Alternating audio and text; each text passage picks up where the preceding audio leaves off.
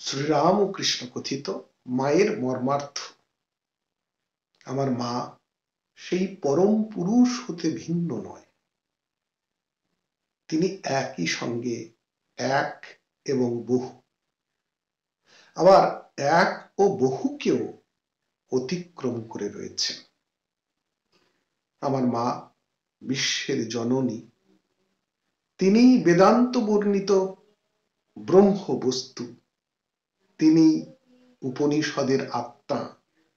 তিনি সেই ব্রহ্ম মায়া, যিনি অখণ্ডে বৈচিত্র্যের সৃষ্টি করেছেন।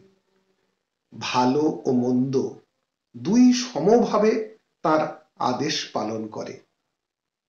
কর্মের পদ্ধতি ও নিয়ম আছে, কিন্তু মাই সেই পদ্ধতি ও নিয়মের উপায় ও নিয়তি। তিনি নিয়ম ভাঙেন ও গড়েন।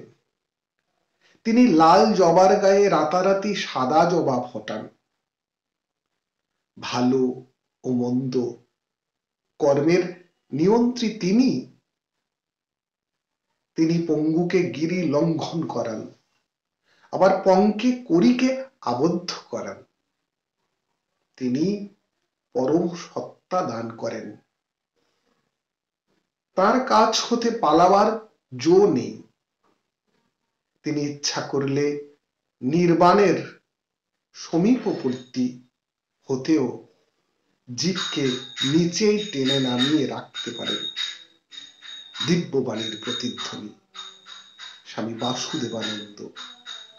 শিরোনাম মা মন্ত্রার্থ। ধন্যবাদ।